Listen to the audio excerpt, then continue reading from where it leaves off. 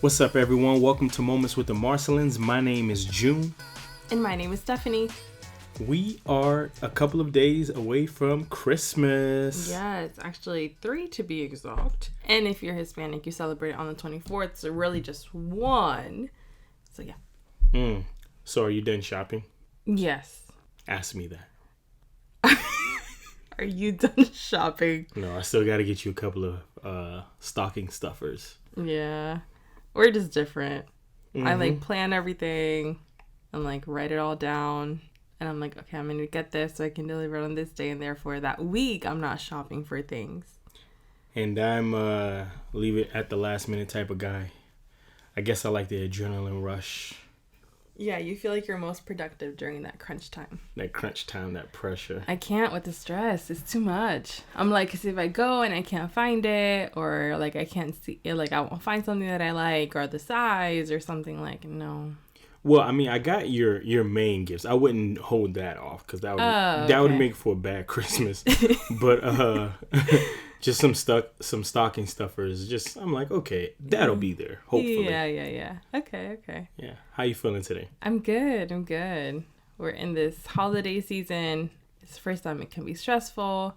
It's already been a crazy year for a lot of people. And you know what I mean? Just kind of navigating through that and remembering Christ and all of that as well. Yeah. So what does this season mean for you personally? This season kind of just takes me back to the beginning. It's a moment where it's important to set aside personal time, in my opinion, to remember the quote unquote cliche, the reason for the season, but it's so true. I think this season is a moment where you can be grounded again. And in a year where many of us maybe felt like the rug was just pulled from under you, in a lot of different ways. This is the moment where we can go back and be centered again. A lot of people talk about this season as the Advent season, and the word Advent could be strange to many, possibly that are listening for the first time or really haven't really come to know the word or the meaning of it. Yeah. Where Advent really just means coming, the coming. In this season, as believers, we're expectant and celebrate the coming of Jesus. We celebrate that he came, but yet we're expecting his return as well. Yeah. And in this celebration, even just kind of, thinking through the season and traditions and the stressors of the season as well, it's kind of I need Jesus. But Jesus came, and he came for what I needed. So in this season of Christmas and of us quote unquote needing something or wanting something, he came to give us what we needed. And all of us in some way, shape, or form need him in this season. Whether it's the peace of mind that you need because this year has been insane. You need him to provide because this year financially has not been what you thought it was going to be. You need him to be your comfort because of the loss that you endured. Yeah. You need him to be your sustainer because you don't even know how you're going to make the next move. You need him to be your director because you have no idea what step or which way to go next. When I think about Advent season and I think about all that Jesus has done for us, scripture that kind of comes to mind is found in Isaiah chapter number 9 and verse 6, where, it says, "For us a child is born, to us a son is given, and the government will be on his shoulders, and he will be called Wonderful Counselor, Mighty God, Everlasting Father, as well as Prince of Peace." When I just read that, you just state that you see all these different attributes when we talk about, the son.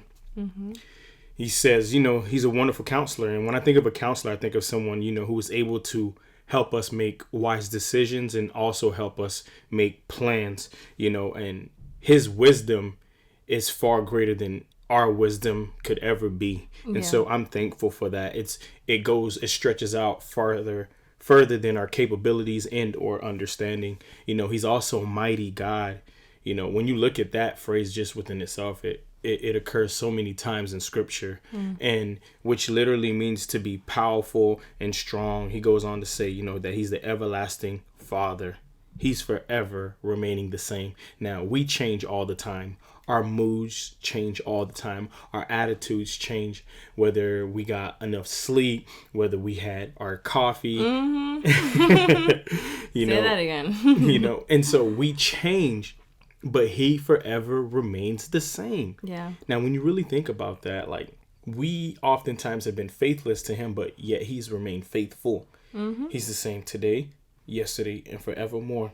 And then he says that, he's the Prince of Peace, which lets me know that life without Jesus, you cannot truly have peace. Yeah. You can have accolades, you can have degrees, you can have money, you can have the nice home. All those things are good, but aside and apart from Christ, you cannot truly have peace. And when we have him as our core, it gives us an assurance that even in the midst of 2020, even in the midst of everything that has transpired, there's a hope that is there because we have him within us. And so oftentimes when we think about this particular season, we think about the gifts, right? Yeah. What are we going to get for this season? What I want. What's the latest thing that came out that I need to get? Yeah, for a lot of people, I know right now everyone's going crazy over the PS5. Others are going crazy for Jordans. Whatever it is for you, new makeup collection, whatever it is that you love. Like, let's not lose sight of the real, like you said, the real reason for the season. Yeah. And I know I hate saying that because it's so cliche. It's been watered down. It's been so cliche, but it's such, like, when you really think about that phrase, it's so powerful. Yeah, absolutely. And I can't help but think about all the gifts that God has given us. And the first thing that comes to mind is the gift of grace. When Paul talks about in Ephesians, when he talks about Christ making us alive when we were dead, prior to us having a relationship with him, we were dead men and women walking, not physically, but spiritually. Apart from him, we were dead. And so, he goes on to say, but God, who is rich in mercy. And when we think about mercy, and when we talk about mercy is basically us not getting the punishment that we deserve. Yeah. Us not getting the punishment that we deserve because of his great love in which he loved us. And so he goes on to say, for it is by grace that you have been saved. When we talk about grace is the gift that you and I don't deserve, which is, Jesus coming down and dying for you and I. We don't deserve that, but yet he gave that to us. So he gives us a gift of grace, and I'm so thankful for the gift of grace and the fact that we have that. Now, when we talk about grace, and when Paul is specifically talking about grace here, he's talking to a church of believers. So he's not talking to people who don't know about Jesus. He's not talking to people who don't have a relationship. No, he's talking about people who are within the church. And when I basically that they should know what grace is. Yeah, but in a sense, he's explaining to them what it is and what it is not. So while I'm studying this, I'm like, man, okay. He's talking to a bunch of people in church about grace. So that lets me know that there are people within the church that don't understand what grace truly is. And when you don't understand grace in particular, you can either abuse it or devalue it. That's good. You get what I'm saying? Yeah. And a lot of the times we abuse God's grace. We know that he is slow to anger. We know that he is loving. We know that he is merciful and things like that. And so we abuse it and we say to ourselves, well, I'm going to do what I want because he's going to forgive me. And we abuse it. And then for other of us, we devalue it. We don't look at it as a big thing. You get what I'm saying? Yeah. And so we need to understand that God has given us the gift of grace, but in that grace, we need to be reminded that it should change how we view God. It should also change how we view others, as well as how we view ourselves. Another gift that, God has given us is the gift of hard times. Now, when I feel like you can just put the gift of 2020. Yeah, 2020 was one big gift from God. Oh my gosh. For some people that hear that hard times, how is that a gift? Like no one wakes up, no one in their right mind and says, hey, I want to go through trials. I want to go through crisis. I want to Let me just rap hard times. Give it to you. Yeah. You know what I'm saying? Yeah. Yeah, no one wakes up and says, that's what I want in my life, you know? But hard times may not be what you want necessarily, but it is what you need. It is what you need. You ever got a bad Christmas gift? Yeah. What was it? What was the worst Christmas gift you ever got?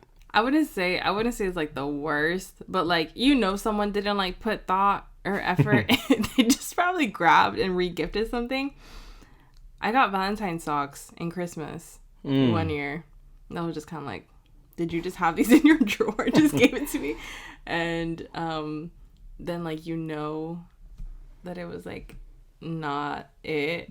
It was like it smelled horrible, but it was like one of those like incense oil little things that you put like the little sticks in for it to like, you know, and it just smelled bad. It was like grandma's house. I live with grandma, but it smelled like so just like that is just not it. You know you didn't smell this before you bought it. And you just gave it to me. Like, what am I supposed to do with this? And it was just bad. So I'm just like, yeah, that's not it. Yeah. I had my worst Christmas gift. I honestly can't think. Like I will say my Christmas gifts have been good pretty much every year. I did have a homeboy who for Christmas he got drawers and socks. Why do people give socks? I don't know, but I will say that he didn't want it, but he needed it. Yeah. Yeah, he had holes in his socks all year playing basketball. He looked crazy, and so he was upset. But you know, one way he could have looked at it is it may not be the video game console that he wanted, but it is definitely what he needed. Yeah. And I use that story, and we laugh to make a serious point that hard times may not necessarily be what we want, but it is what we need. Because it shapes our character, it shapes who we are. Yeah. You know, Paul in Romans 5:3-4, you know, he talks about how to rejoice in the hope of the glory of God, that we rejoice in hard times, we rejoice in trials and crisis, because it produces, you know, several things. It produces perseverance, which is literally to be, you know, to have a steady persistence in a course of action. It's a purpose, a state, especially in spite of difficulties or obstacles, or even whenever you're feeling discouraged. He also goes on to talk about your character that is formed whenever you go through hard times, and how your character is shaped. It's not what you're going through, but it's who you're becoming. It's not what you're going through, but it's who you're becoming while you're going through whatever it is that you're going through. And then he talks also about hope, you know, and so once perseverance and character collide, hope is fortified. That's good. You know, once these two things come together, that's when your hope is fortified. And so the question is, but what or who is this hope that we speak of? His name is Jesus, because there are a lot of people right now in the world who are hopeless, who have hopelessness, because this year may not have been what they have expected it to be. This season in particular, millions of people lost their jobs. Let's not lose sight of that. Yeah. Like, I thank God because, you know, we were able to we didn't miss a bill payment. You know, we have a house over our heads, but there are a lot of people, there are millions of people suffering, you know, who have no hope, who have no joy or anything like that. And so when we talk about hard times, for some people have lost their family members due to COVID or other reasons, and so they're going through hard times, and they need that hope, they need that joy, as well as that encouragement through these difficult seasons. Can you think of a hard time that you have gone through that you came out better after you look back on it? Yeah, I think probably one of the darkest seasons of my life was when, probably back in 2013, that year was really tough for me, and I was hit head on by a drunk driver. I, you know, suffered, you know, just physical injuries and stuff like that, and I had to go through a process of rehabilitation where on the outside I looked fine, you know, thank God I didn't have anything like, you know, broken or shattered in my body or anything like that, but like my spine, my discs, you know, all that kind of stuff was just like, you know, just messed up. And, you know, they had to put me on like pain medication and different things like that. And I already come from like a history of addiction, and that triggered a spiral, you know what I mean, in my life. And it was a really, really dark season where I was kind of like, I should have died that day. Why didn't I die? You know, and Lord, why do you have me here? And so that season was really, really hard. But that season also taught me that sometimes when you feel like you need to have control of every area of your life, you will be kind of taken to the edge and shown that you have no control except over how you feel and over what you do. And God showed me, you have no control.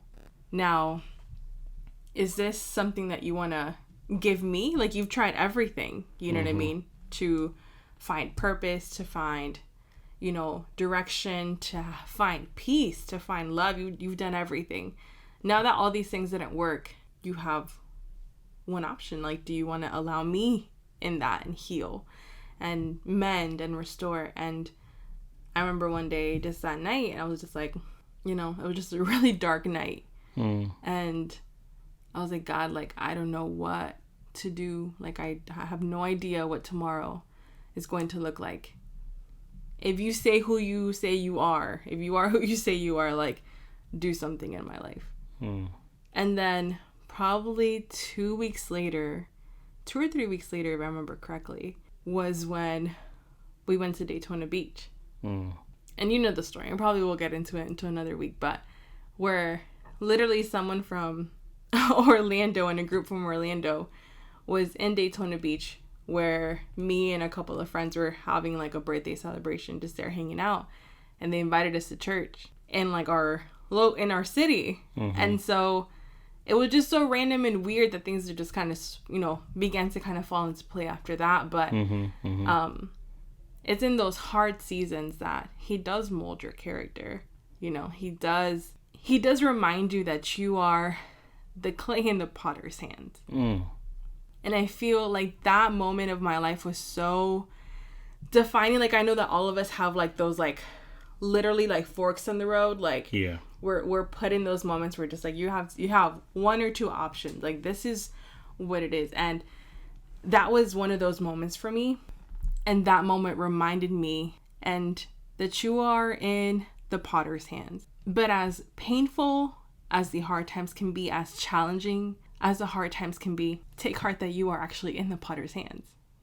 You are in the best hands that you can be in. He knows the end from the beginning. He knows what the outcome is going to be. He knows how many times you need to be refined by the fire to be the type of stone and mold that he wants you to be. He is the potter. So as crazy as 2020 has been, and you feel like you've been literally like squashed and like put back together, and then, you know what I mean, like pressed and then put back together and then put in the fire, and then wait, you're not done, you need to come back out. Oh wait, you need to go back in.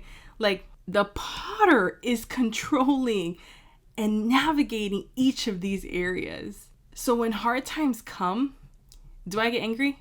Most likely. Do I complain? Yeah, definitely sometimes, because do I want it? No. But in those moments of stillness and of quiet and just of reflection, I'm reminded I'm in the potter's hands. That's good. Which leads me to our last point, is that God gives us the gift of friendship. I want to read a quote by an evangelist by the name of Oswald Chambers. The most important aspect of Christianity is not the work we do, but the relationship we maintain with God and the surrounding influence and qualities produced by that relationship. That is all that God asks us to give our attention to. And it is the one thing that is continually under attack. You know, he gives us the gift of grace. He gives us the gift of hard times, but even throughout those things, he gives us the gift of friendship. And oftentimes when we view God, sometimes we view him as just some being that is just out there. We can't see him. And therefore he's just distant. But he desires to have a relationship with us, and he desires to be our friend. Yeah. James, he talks about Abraham's relationship with the Father. He says, Abraham believed God, and it was credited to him as righteousness, and he was called God's friend. I want to be called God's friend. Yeah. And if you know anything about Abraham's story, he didn't have it all together. He tried to take matters into his own hand. Yeah. To pinpoint back to what you were saying about control. And in spite of that, he had a problem telling the truth as well. But flaws and all, he was considered God's friends. Yeah. Which lets me know that unlike us as human beings who change every other week. Yeah. God remains the same. Yeah. And he is a true friend. He laid down his life for us. What greater love than this, than one who lays down his life?